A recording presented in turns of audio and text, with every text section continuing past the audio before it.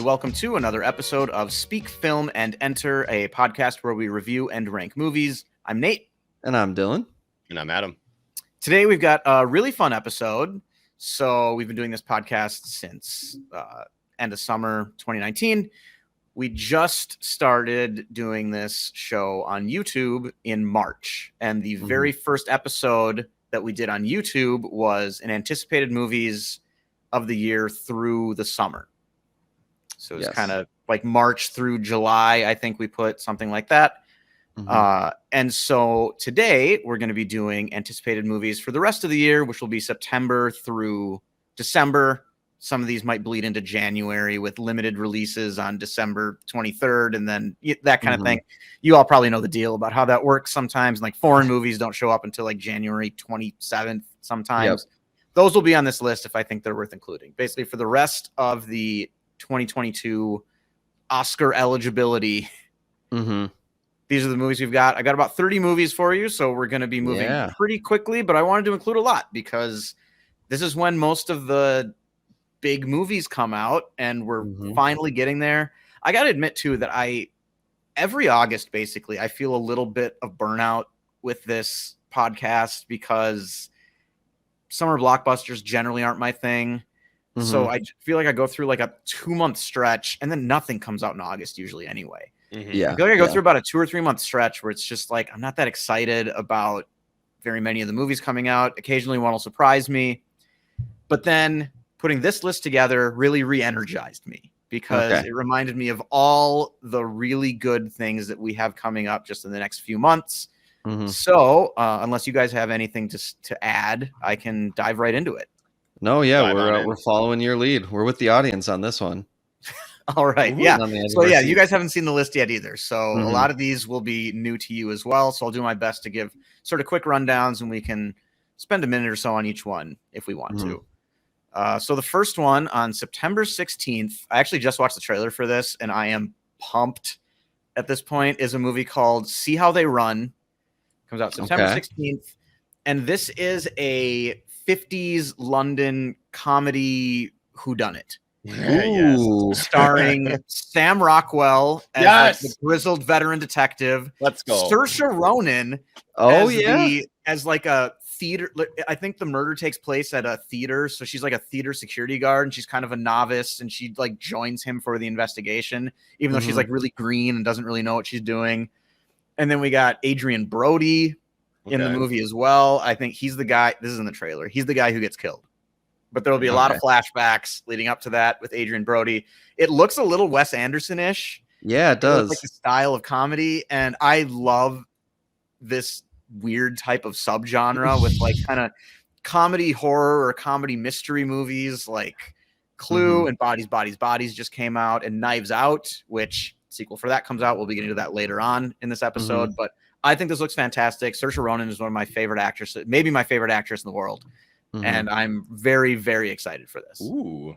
Adrian Brody and Saoirse Ronan just seem to pair so well. I mean, thanks to Wes Anderson, but just they seem like natural to be in this too. And Sam Rockwell. There's going to be a lot of Saoirse Ronan, Sam Rockwell. They're the two working on the case. I'm a big Sam Rockwell fan, so that's exciting. That should be very fun. That's cool. Good for him. And just to go with my kind of movie, like very Clue-esque. The movie poster has Sam Rockwell and Saoirse Ronan as the two working the case, and then just sort of like picture cards of 10 other faces up top. So I just really love that. This sort of like any one of them, everybody's staying right here until we figure it out kind of thing. This looks like a blast to me. All right. Yeah, that sounds fun. So the next one we have is, if you've been to a theater recently, you've probably seen a trailer for this, and that is The Woman King. Also coming out on September 16th. I think this movie looks really cool. I think it's a horrible title. But Viola Davis is in this, as is John Boyega, which is the story of it's like 1800s African communities being colonized by white people. Surprise, surprise. What? And they fight back with a group of all female warriors led by Viola Davis. This is based on a true story. This is a big like war epic at 144 minutes. I think this sounds really cool. Yeah, no, this definitely looks cool, and I do remember the trailers for this that I've seen a couple times now. Yeah, it could be fun. When does it come out again? September It's right 16th? in front of your face. Oh, I was looking at the nice. Nice. I included dates here, and I should say the dates are to the best of my knowledge. Okay. And they're theatrical unless I say otherwise. So yeah, unless it comes out on like streaming or something, you say so. Yeah, then I list the streaming. Then I'll list the streaming service here. But most of these movies I'm listing today are theatrical releases, although we'll get to a big batch of Netflix movies at the end here because they don't have release dates yet. So all the dates are TBD streaming. So that's another reason why it's a little harder, because the streaming services just kind of give you like a, I don't know, sometime before November. Christmas. Yeah, exactly. They don't, because they can just change it and it's not really a big deal for them. They're not competing against. So, well, I'm excited for this because this is a story I haven't heard before. You know, like this isn't something that Hollywood typically goes for. So I'm excited to get some new original stories about some hardcore women. Like also like Viola Davis kicking ass. The action looks really cool here. This looks like a really cool movie. Very excited. Next, we've got the sophomore feature from Olivia Wilde, her follow-up to Booksmart, which is Don't Worry, Darling. And this is a 50s housewife living in a sort of, I don't know if it's a gated community, but it's kind of an experimental, like utopian community with her husband. And everything looks picture perfect until they discover kind of a sinister secret lurking beneath. Sort of, basically, this sounds like it could be a really good version of like Vivarium, or like the Stepford Wives. That too, yeah. And a big draw to this movie, outside of the fact that I think all of us really enjoyed Booksmart, and it's Olivia Wilde directing her second movie. Adam, you look like maybe you didn't enjoy Booksmart. I haven't seen it. Oh, well, that's fine. Oh, really? I thought, okay. I was like, I nodded and was like, I shouldn't nod. You're like, that was a lie. I'm sorry. I'm lying to our audience. That's fine. If you should see it, I think it's one of the best high school movies ever made. But that's far better than you telling me you didn't like it. So it's just another movie I have to recommend to you. So that's fine. Yeah. But I mean, the big draw here is Florence Pugh, right? Isn't she the main character? The cast here is full of A-listers. So the big draw for this podcast, I believe, is Florence Pugh. She's maybe just behind Saoirse Ronan for me, as far as like she's in a movie, I'm going to watch it. And then we got Harry Styles, Chris Pine, Olivia Wilde, Gemma Chan, Nick Kroll, Kiki Lane. This is just a huge cast. Yeah. And the trailer's really good. So I'm hoping this movie is really good. I don't know. This is, if I was making a list of top 10 most anticipated, this would probably be on my list. Even if this isn't like, I feel like even if this isn't top tier, this is going to be something that I'm going to enjoy regardless. Like, I don't think it'll be a bad movie, but I don't know if it'll crack like a 4.5 or anything like that, 4.5, 5. But if it's like a solid 4 or even like a 3.5, like I'm going to be like it over feels the moon like the about floor it, right? for this is really high. Yeah, that's what I mean. Agreed. Yeah. It almost seems like a guaranteed at least good time at the theater. So next we've got, this is going to be a fascinating movie. This is Blonde, starring Ana de Armas as Marilyn Monroe in Netflix's first NC-17 movie. Whoa, I didn't know that. Yeah, and I want to be very clear here that this is not a biopic. This is based on a novel by Joyce Carol Oates, who wrote a fictionalized version of Marilyn Monroe's life. So, I did not know that.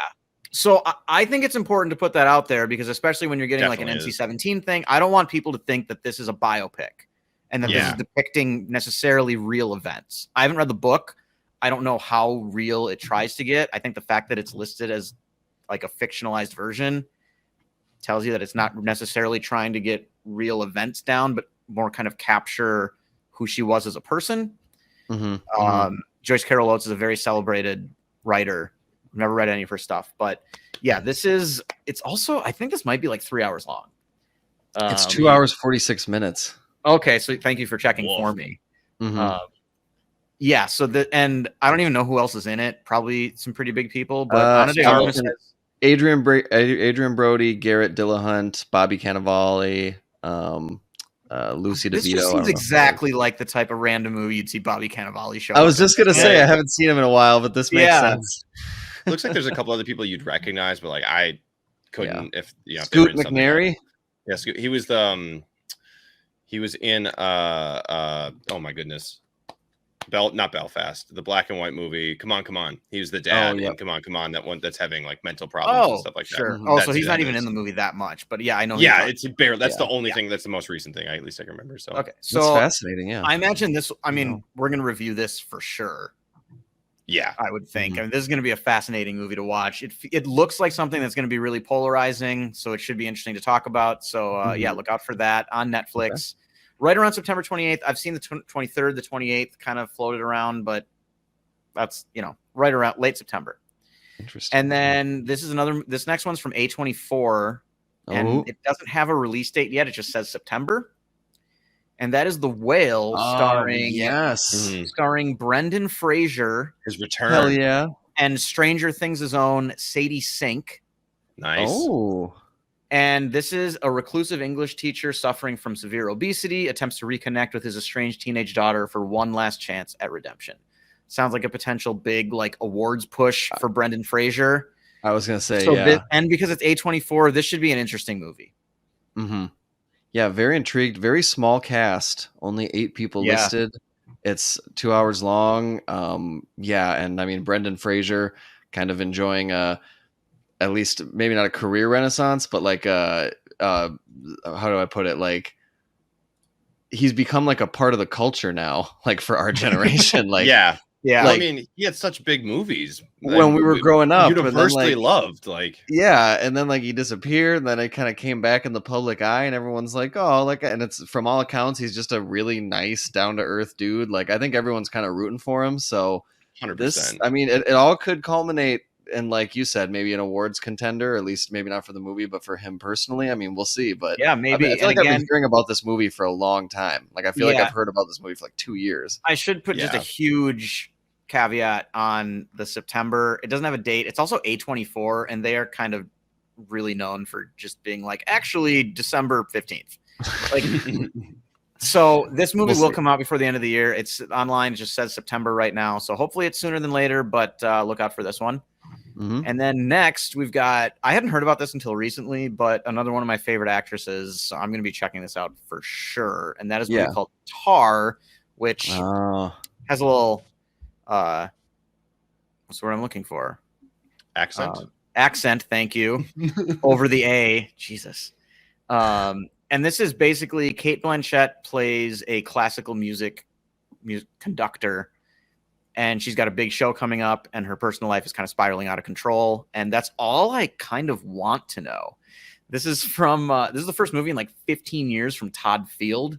He made a couple movies back in the early 2000s, Little Children and In the Bedroom, none of which I've seen, but both have very good reviews. They're just very kind of adult, family dramas, sort of domestic dramas. I'm probably going to check out both of them before Tar comes out. I think they both sound really interesting. And Kate Winslet's in one of them, Marissa Tomei's in the other. So they sound pretty interesting and have very good reviews. But this is 2.5 hours, or this is 3 hours. And how is it spelled? I tried to look it up and nothing. TAR. Okay. Yeah, there's just an accent over the A. Just put in Tar movie.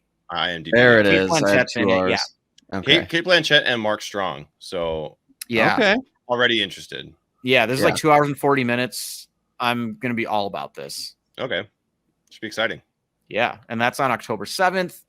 And next we have a foreign movie from South Korea, which we always like to. Is this gonna be? This is their submission for Best International Feature this year. You look disappointed. What did you think this was? I was gonna say, is this that sequel to Train to Busan? But if it's gonna no, it's not. That came out 2 years ago. Exactly. I was like, wait a second, and then you said if they're gonna be submitting it, there's no way it's Train to Busan too. No. So this is a movie called Decision to Leave, which premiered at Cannes and has very good early reviews. This is from the same director as Old Boy and The Handmaiden. Ooh, okay. Yeah, so Park Chan-wook. Okay, interesting. That alone makes you want to see it. Absolutely. And this is a detective starts to fall in love with a woman. He's investigating the death of her husband, and she's the number one suspect in his murder. So it sounds a little bit like Laura, which is like a 40s noir. I don't know if either of you are familiar. It's not like exactly the same, but it has sort of heavy like 40s American, like Humphrey Bogart style noir movie vibes to it. And I'm so excited that we're getting like an actual like big right in the middle of movie season US release for this movie, because so many times with foreign movies that I'm excited about, we'll get to one of these later, it just kind of says like, I don't know, whenever, and then it gets like a sort of limited run in an indie theater in like early February. And this at least is going to be out in American theaters on October 14th. This is also right toward the top of my list. Yeah, this is the first I've heard about it, but I'm excited. Feels like Adam, every year we've done this have you podcast. seen Old Boy? I haven't not seen Old Boy, but I've almost looked at it a few times. You should check out The Handmaiden. It is, I mean, I think it's like as close for me as to a 5-star movie as you can get, and it might go up if I watched it again. It's fucking brilliant. Okay. I was gonna say I was looking at when Parasite released, and that was November 8th, so like also in like the middle of like awards. Parasite came out. That was a wide release. It came out in October though, like smaller releases. I saw it with Dylan, I think, like at the Uptown Theater, which doesn't even exist anymore. I think we all saw that together. I can't remember, but it was released in small theaters, built a bunch of hype, and then came out like wide release in the middle of all that when people had already been like, this movie's amazing. It's incredible in its own right, but then releasing it when they did, I think actually helped push it that extra little bit. And so they did a great job when this does the same thing, especially for a foreign movie. Well, I mean, it seems like every year that we've done this podcast, there's been one just excellent South Korean movie that has just blown us all away. So I'm excited. It sounds like this might be this year's. Might be it. Yeah, very excited for this. And then the next week we get the Banshees of Insurance. I don't know if I'm pronouncing that correctly or not. This is written and directed by the same guy who did In Bruges. And Colin Farrell and Brendan Gleeson are both back. So I think I sent you guys something about this. A couple weeks ago. And this is basically just like Brendan Gleeson's character decides one day that he doesn't want to be friends with Colin Farrell's character anymore. Yep. He didn't do anything. He just doesn't want to be his friend anymore. He doesn't want to hang out with him anymore. And Colin Farrell just doesn't get it. And just from the trailer, it's a lot of him being like, but why, man? Yeah. And if you've seen In Bruges, you know the style of like dialogue heavy, like very dry, dark humor that he's getting at. Yeah. So I'm also pumped for this.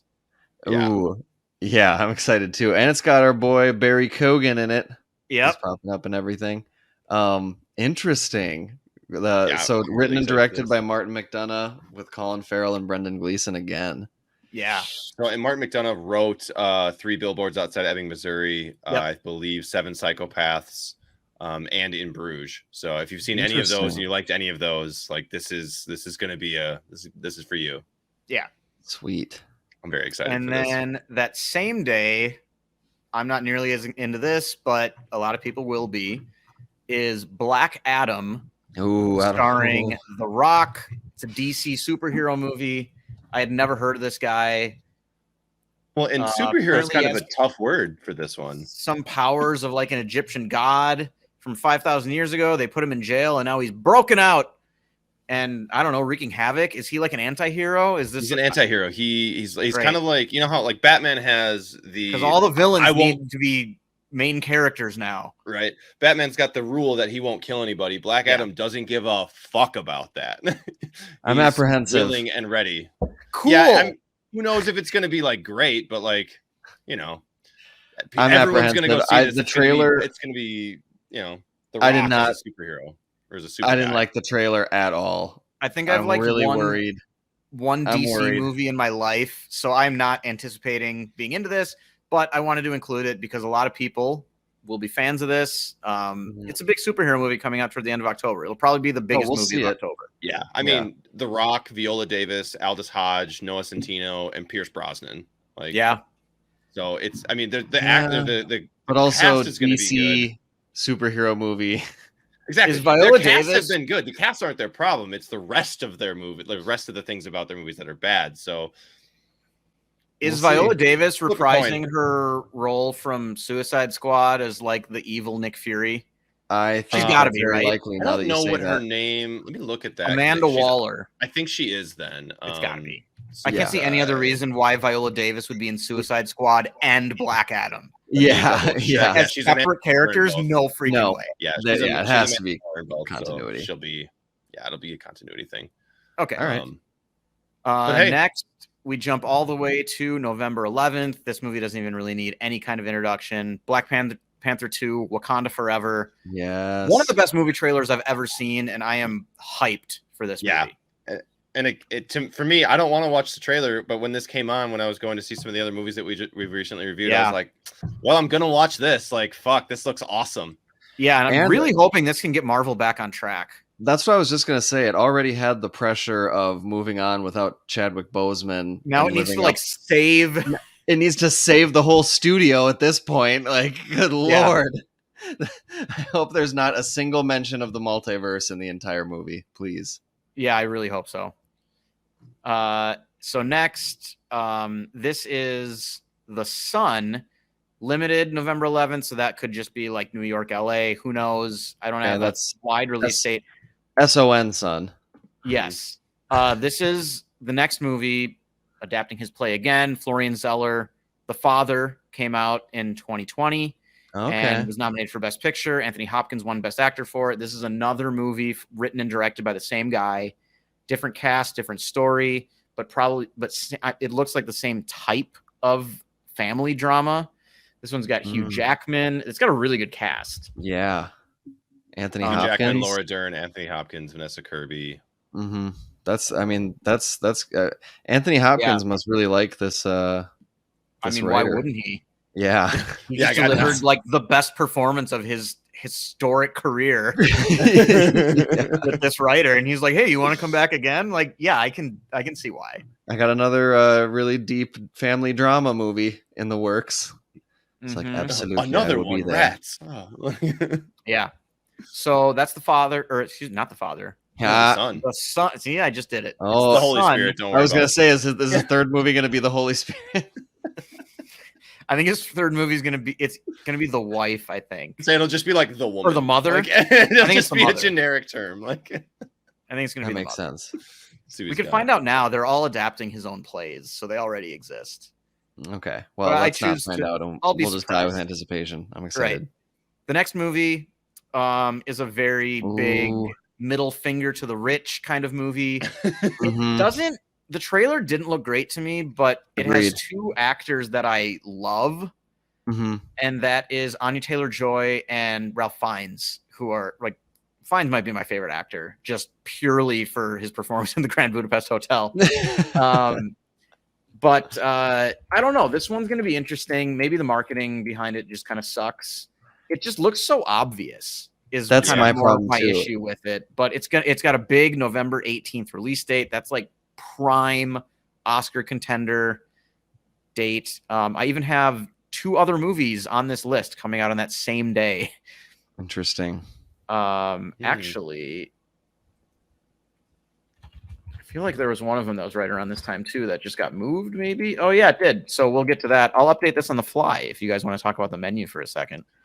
Yeah. I mean, what were you gonna say, Adam? I mean, Nicholas Hoult is in this, and so is John Leguizamo, which people recognize. Maybe they don't know his name, but he was Aurelio in John Wick most recently. Oh, people know who John Leguizamo is. I think he's been around. I think you should. If anything, you should tell people what Nick Hoult has been in. Well, he was in.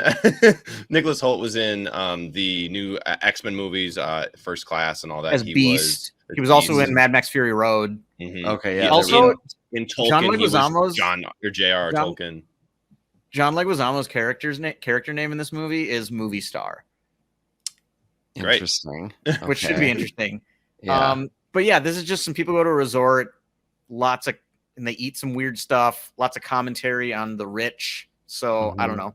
Should be filled with platitudes, it seems, but we'll see. It's got really good actors in it, so who knows? We need to maybe step the back. second trailer will be better. we need to step back to November 11th really quick because I just realized the error that I had. And this is The Fabelmans. In my defense, it was originally listed as the 23rd, and they moved it up a couple weeks. So it's interesting to me that this is coming out the same day as Black Panther 2. The Fabelmans is from Spielberg. What? Yeah. We got a Spielberg movie coming? About the same day as Black Panther 2. So this is going to be a great movie weekend. This stars Michelle Williams and Paul Dano as it's a very like kind of semi-autobiographical movie from Spielberg, basically about him being a kid and growing up and getting into movies and directing. Oh God, that sounds so Spielbergian. It does. Michelle Williams and Paul Dano will play his parents. Seth Rogen's going to play his like cool uncle, I think. So David Lynch is in this movie? Apparently. Interesting. Judd Hirsch also in this movie. So, I mean, it's Spielberg. I'm gonna see it. There's no way this is gonna be bad, right? Yeah, it's a movie about himself, sort of. Like, it can't be terrible, right? I don't know. I think it's a possibility, but I'm holding out hope. You sound like you think this is gonna be terrible.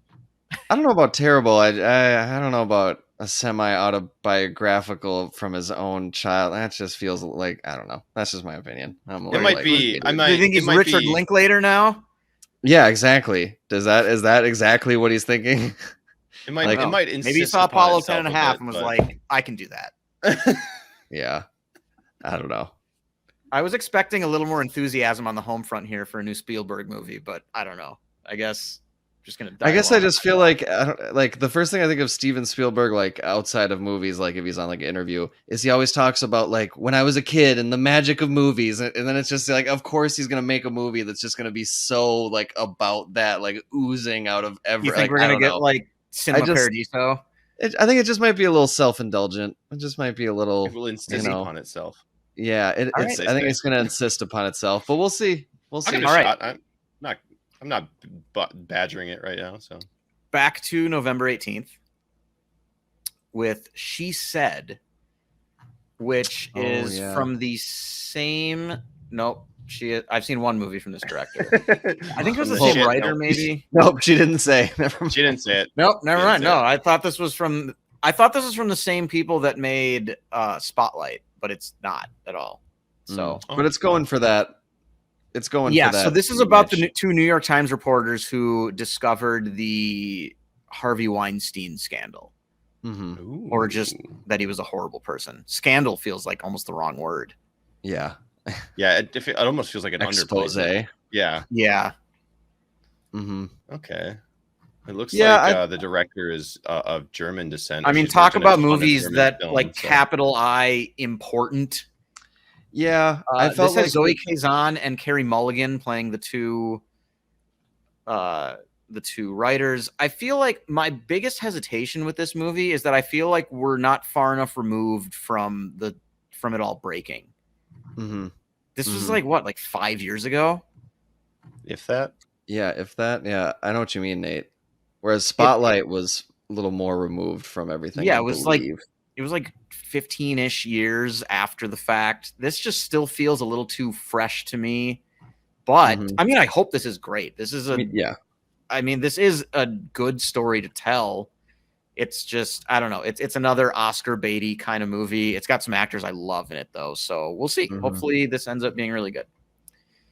And then November 18th, again from A24, we've got The Inspection, which is about a gay man who tries to join the Marines after being kicked out of his house for being gay. I watched the trailer for this like yesterday, and the trailer is really good.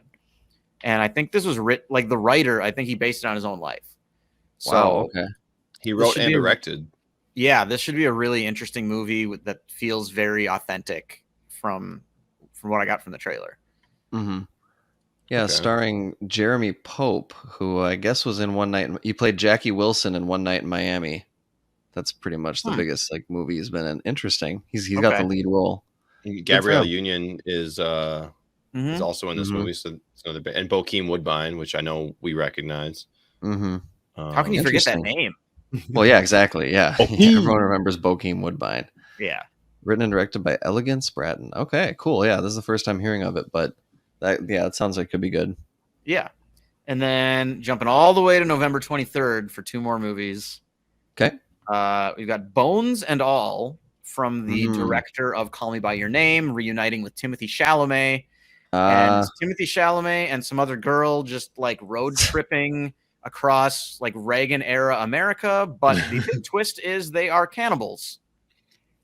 Ooh, that is a big twist. See, you did not see that coming. I saw the look on your face. That was completely authentic. Yep. All right. That's well done. I know you're going to like this, Nate, because Mark Rylance is in it. So Timothée Chalamet and Mark Rylance are in it. It's almost impossible for me not to like this movie. Also, Chloe Sevigny, I can never know how to say their last name. And Michael Stuhlbarg, another favorite of the podcast. Who's also in Call Me By Your Name.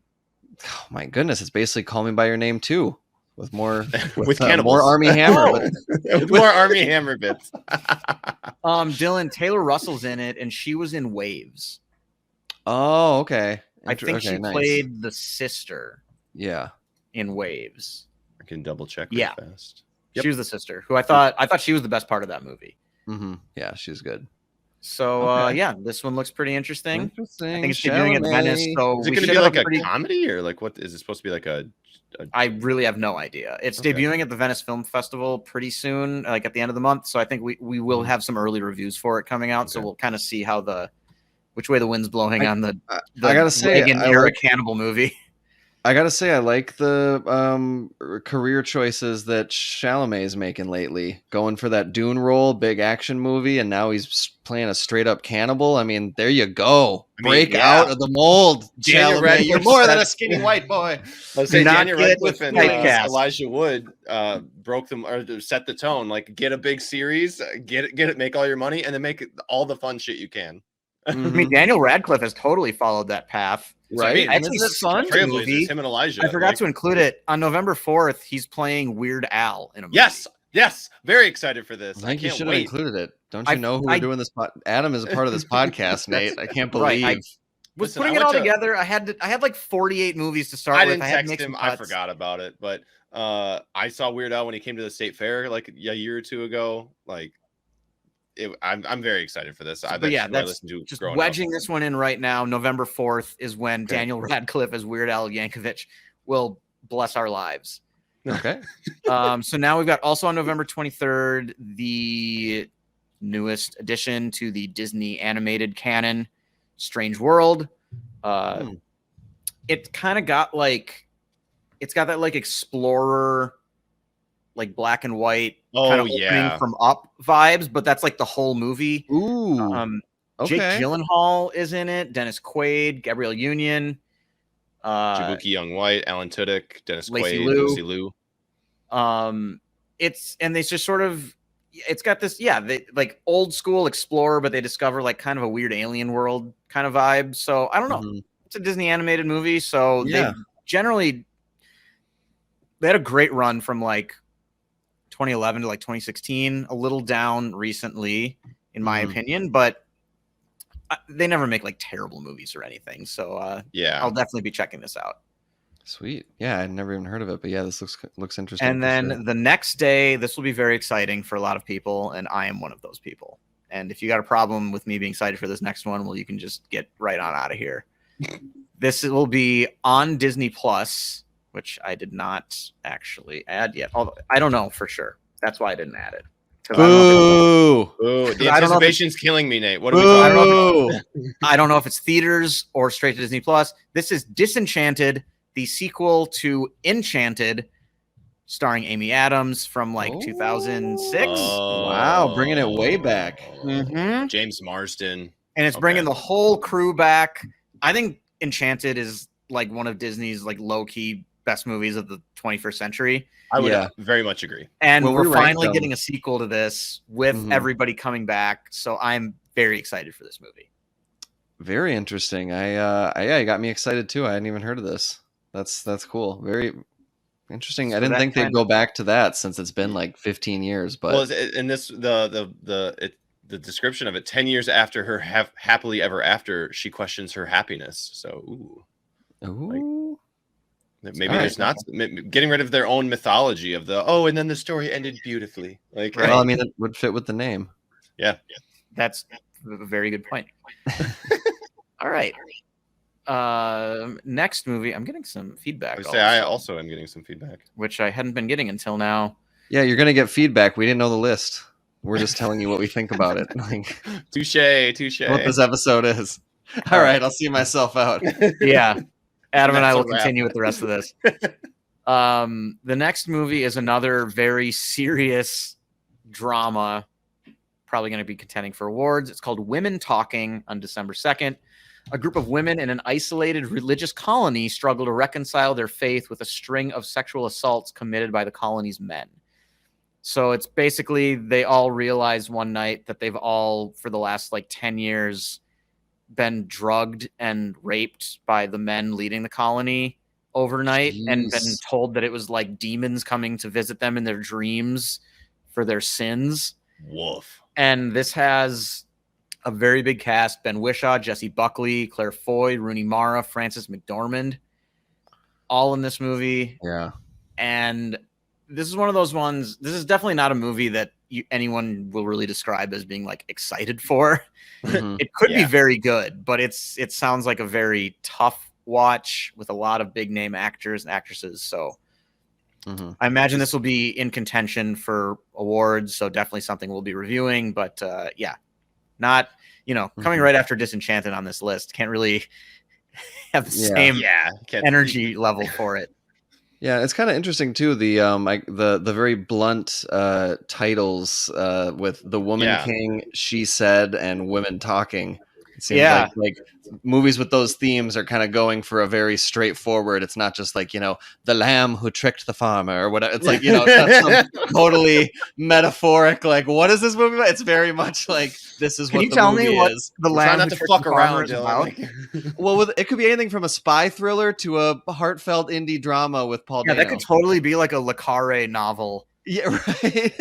like the follow-up to Tinker Tailor Soldier Spy. Exactly.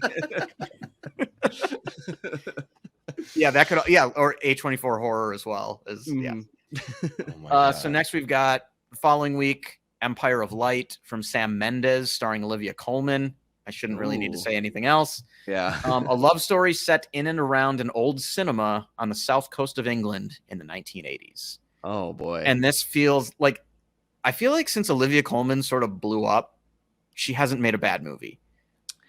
Mm-hmm. Yeah, I think. And I don't know. I'm going to trust her with this one too. I mean, this feels like it's going to pair very well with The Fabelmans, maybe. Mm-hmm. Kind of a movie about movies, sort of like an old nostalgic thing from the director's childhood. Mm-hmm. But this one's got Olivia Colman in it, so I'm going to see it. I gotta say, for the for movies about movies or about like childhood and the magic of growing up around movies, 1980s England is not a take on that I've seen yet. Like I've seen eras depicted, Once Upon a Time in Hollywood, even like I've seen a lot of eras depicted where it's like, and everyone was in love with movies, but 1980s England, I can't even think off the top of my head like what movies would have been big in 1980s England. Like so that's interesting. With Nail and I. With Nail and I, yes, absolutely. Like I can't even think of an aesthetic for like what 80s. That's what I'm saying. Like so, like that's kind of point. I'm intrigued. Maybe we should have a big like 80s British movies episode. There we go. In anticipation of Empire of Light from Sam Mendes, starring Olivia Colman. First week in December, that first snow comes. It's time to watch some 80s British films. And charming. Complete tonal reversal. The following week, we get the biggest blockbuster of the year, Avatar: The Way of Water. Boom! And I think I'm going to finally have to watch the original Avatar before you still this haven't one seen comes it? out. No, because you guys didn't say make me with watch pride and disdain. Surprise me, but like, come on. You never, you didn't get dragged. You didn't just get dragged there with like some friends back in 2009. I mean, I just felt like everybody saw this movie like 5 times. This is incredible. Like I'm at this time, I was very like, if everybody likes it, it must suck. Yep. Okay, I think you have mentioned. I remember high school and early college, like who I was at that time. Like a group of us in college. Like somebody threw it on but it was like 3 a.m. when like 8 of us fell asleep in somebody's living room. Mm-hmm. And so I saw the first like 15 minutes. Okay. Yeah, you should definitely check it out. I'll watch it. I think they just plucked it from Disney Plus, though. Those fuckers. It's They exciting. did. It looks. They're cool. re-releasing it in theaters in October. I thought it was funny how maybe I'll see it in theaters.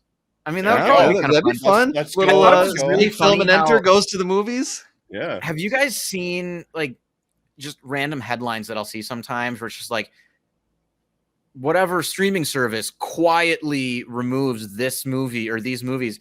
And it's such a weird headline because like how else do you remove something from a streaming service other than quietly? Like they don't put banners up.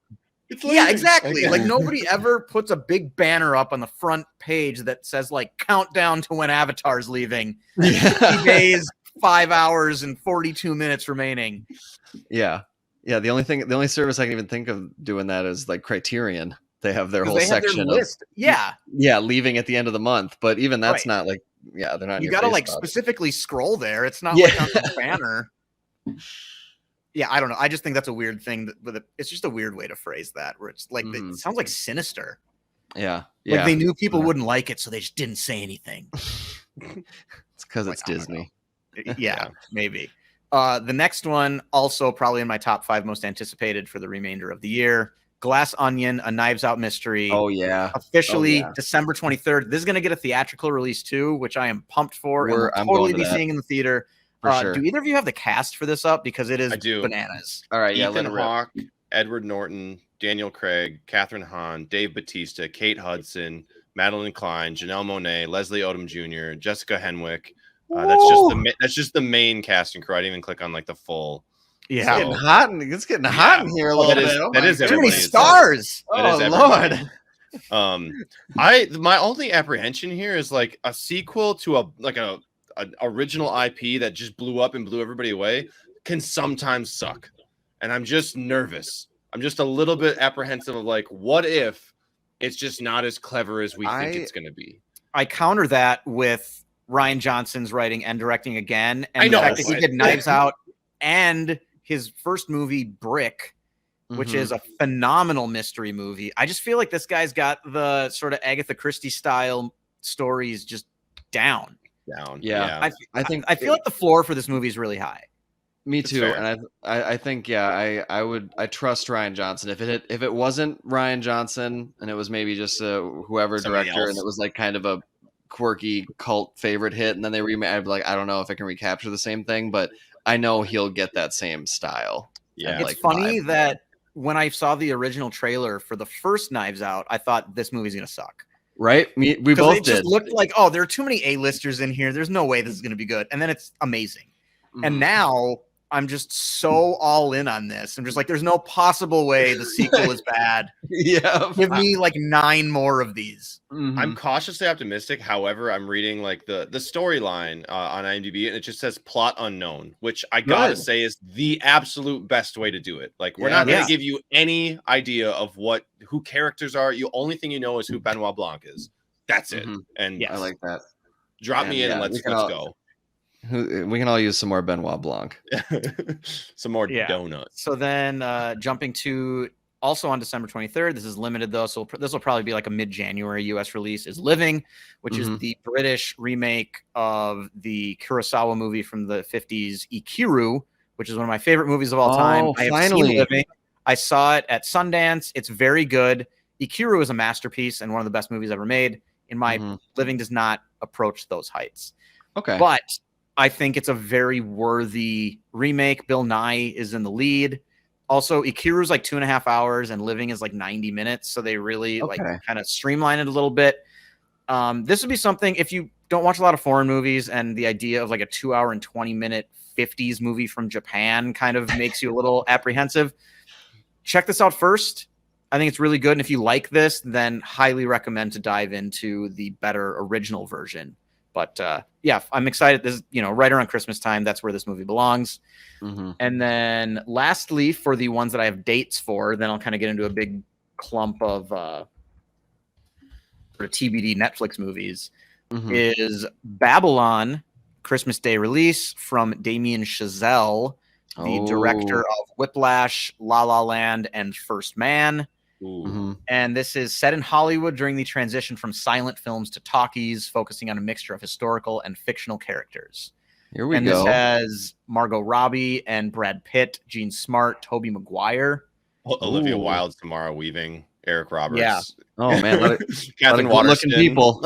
Flea. Oh man, Lucas Yeah. Haas. Yeah. Jeff Garland, who you would know from Curb Your Chazelle has Enthusiasm. not made a bad movie. I mean, this is probably going to be really good. Another movie about movies, but a bit of a jump back to a different time. I think this will be really interesting. Agreed. Yeah. So now we've got a stretch of mostly Netflix movies. All right. We'll kick it off with Bardo, which is the new movie from Iñárritu, who did The Revenant and Birdman, neither of which I like.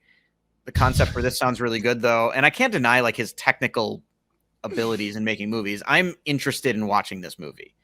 Okay. It's about like a reporter going back to his hometown and kind of it looks like sort of almost his version of like Roma or something. He's really good friends with Del Toro and Cuarón.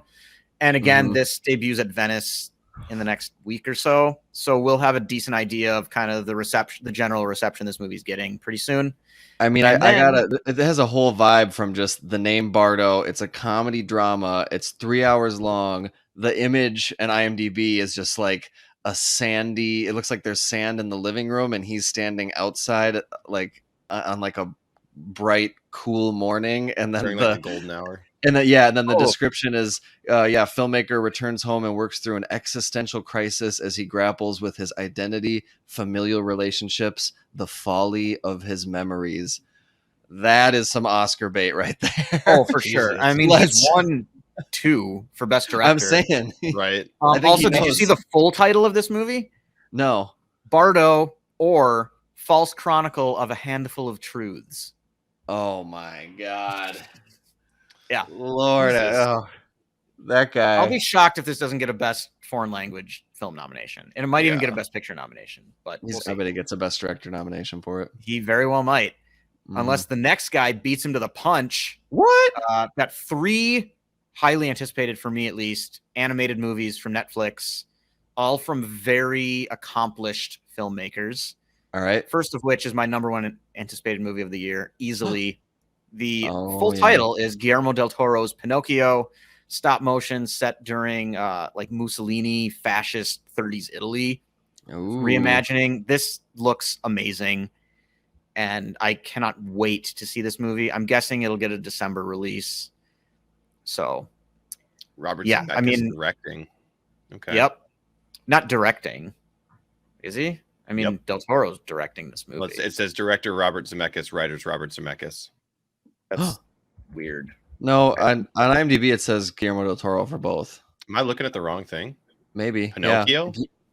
You're looking at there's a Disney Plus version of Pinocchio with Tom Hanks that's also coming out this fall. But that's why we said specifically it's Guillermo del Toro's Pinocchio. I was like, am I looking at the wrong thing? Like that's probably why he put that on the official title. Probably exactly why. Oh, and it's your boy Finn Wolfhard as Candlewick.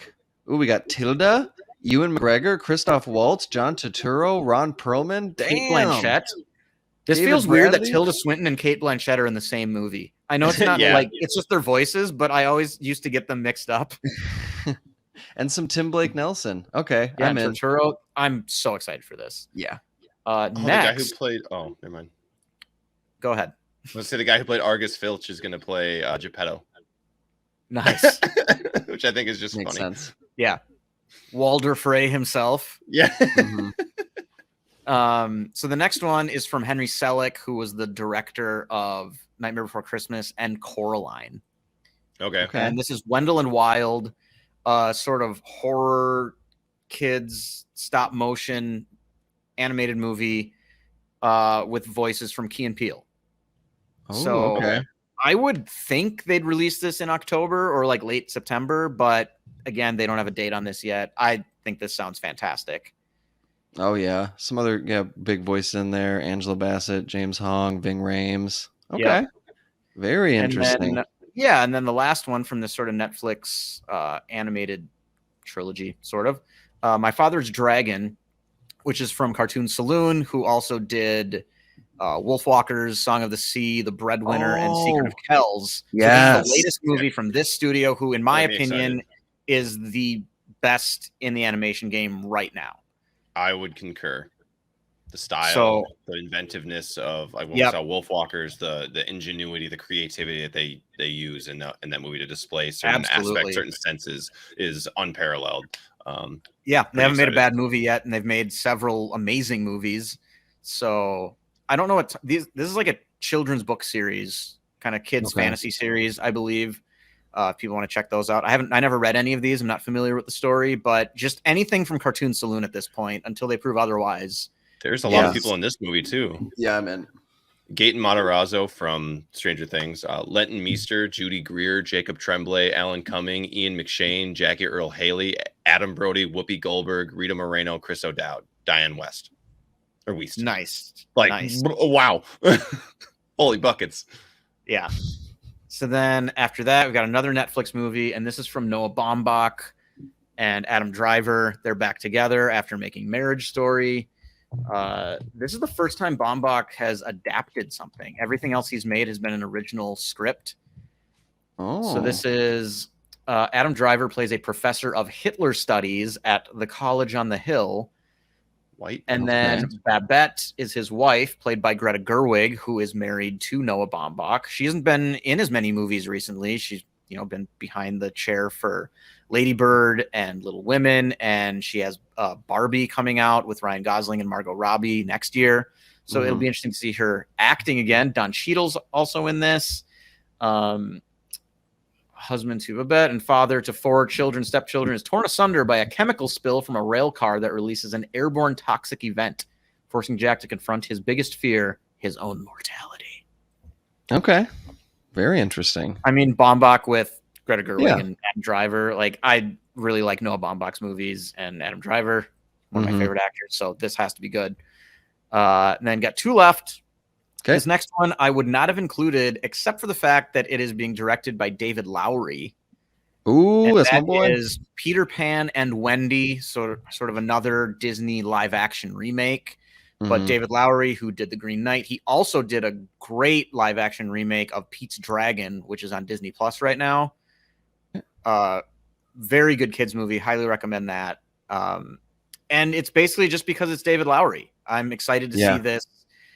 He just has an eye for this kind of stuff, I think, and just sort of a David Lowery interpretation of Peter Pan sounds like it could be really good. Agreed. Yeah, I'm in for that.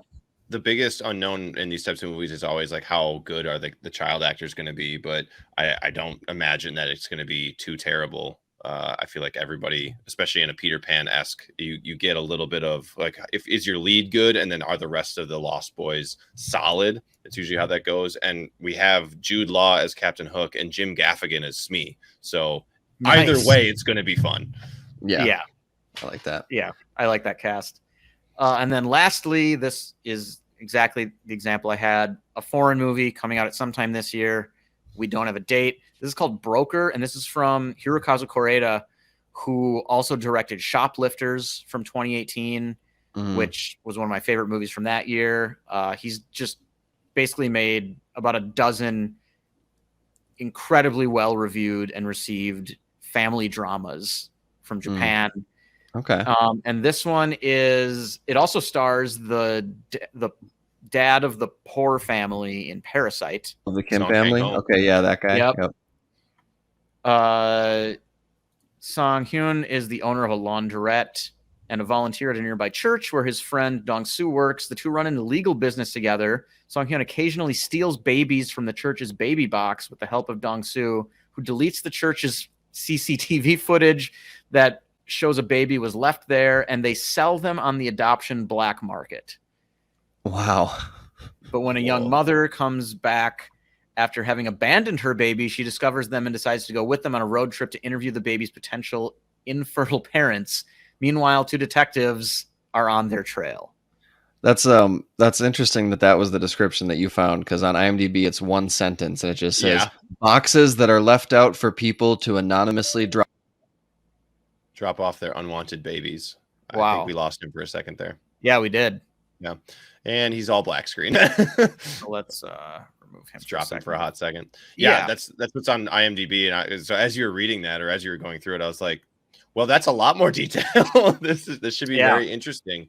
It was funny because I found the one on Letterboxd and it was longer than I wanted it to be. But yep, I was like, oh, whatever. This will kind of tell people what they're getting into. So that was all I had. I mean, obviously, this is not comprehensive. There are a dozen movies I cut from this list just to get it down to it's like a semi-manageable. Which ones stood out to you? What are you most looking forward to? Obviously, the Daniel Radcliffe Weird Al movie. Okay. But I mean, I've been looking through some of these as we go. I mean, Adam Driver getting back together with Noah Baumbach. Like, I loved Marriage Story. And I know we're big fans of Adam Driver on this podcast, but I think that should be pretty good. I'm absolutely looking forward to Black Panther Wakanda Forever. Yeah, for sure. I wasn't over the moon about the original or Black Panther. I think it's a great movie. I don't think it's like the heights. It's like not the best Marvel movie that there is, which I feel like some people treated it as such. But getting some of those types of movies back, I mean, more Black stories, more women's stories from like She Said and Women Talking and The Woman King. Those are interesting. Those are the new ideas. Those are the new movies that Hollywood is finally pushing forward and finally getting around to fucking doing.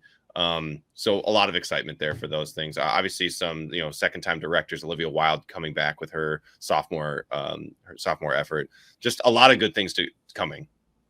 Yeah, I totally agree. I'm looking forward to some of the foreign ones like Tar and Decision to Leave and Broker. Also the Banshees of Insurance just sound like that looks amazing to me. And there's just a lot here to get excited about, I think. Also, I love that I hadn't even heard of See How They Run, which comes out on September 16th. It was the first movie on this list until a couple days ago when I started putting this list together. And then I saw the trailer. I'm pumped for that movie. Yeah. And it's right around the corner. So there's a lot to get excited about here. And like I mentioned at the beginning of this episode, how, like end of the summer, the blockbusters usually don't do it for me. I get a little bit of burnout and just think like, oh God, another movie I have to talk about that I just didn't find that interesting.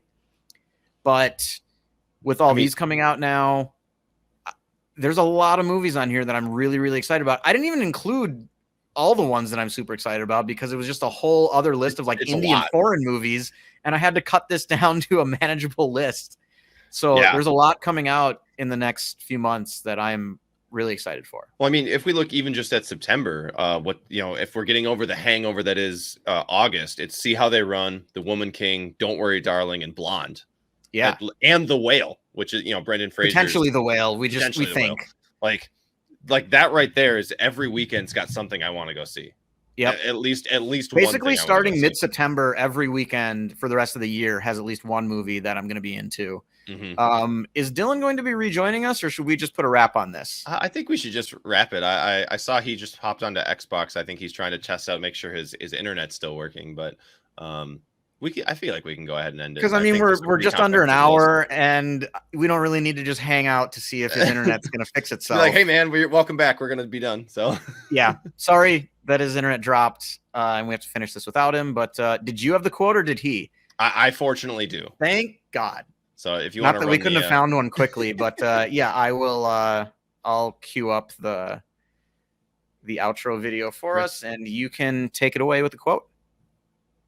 Everything is backwards now. Like out there is the true world, and in here is the dream.